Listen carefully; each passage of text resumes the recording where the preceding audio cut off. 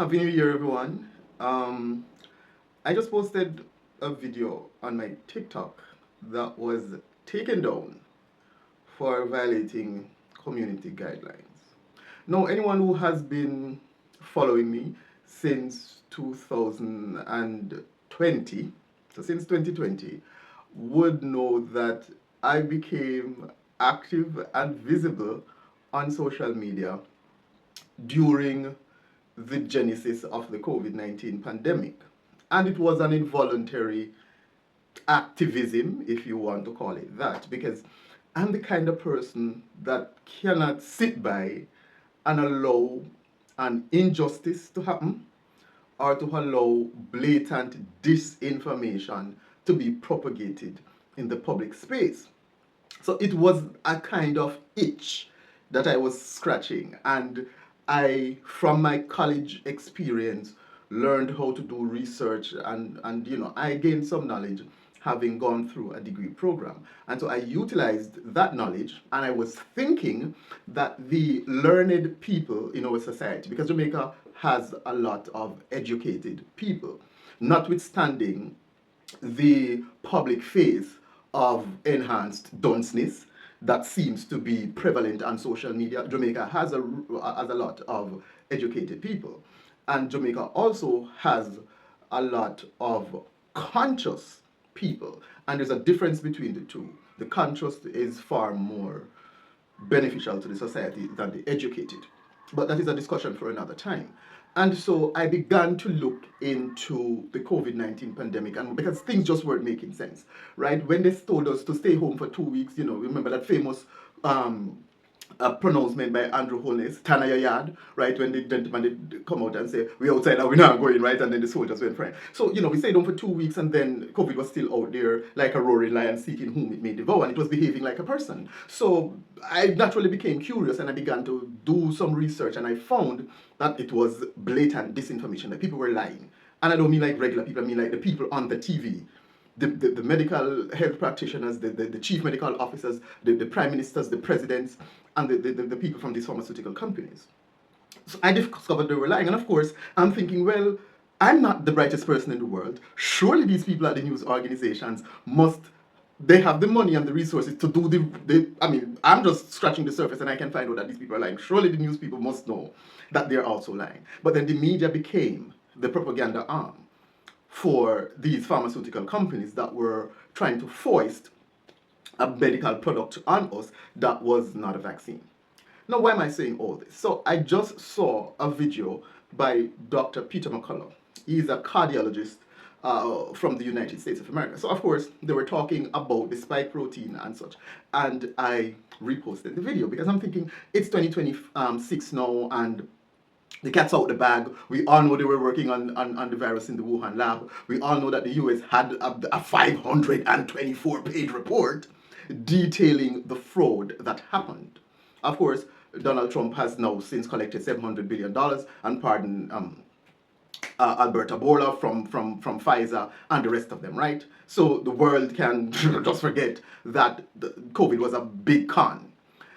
And the purpose of this video is that I often hear people say that the skinwalkers, I will explain what that means. The people, or the people who are trying to kill us, because people need to understand there is a agenda. You can look up Agenda 2030, right? It was called Agenda 20, like they call it that, right? You can look up Agenda 21, Agenda 2030. Jamaica has its own local iteration. Each country has their own local iteration. In Jamaica, it's called Vision 2030, Vision 2050, right?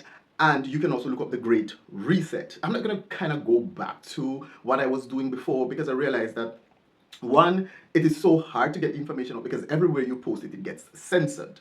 And that is why I haven't grown as a, as a presence on social media, because I was posting these things, and in the back end, I keep getting these strikes. I had several channels deleted. I had 2 YouTube channels deleted by YouTube for posting misinformation.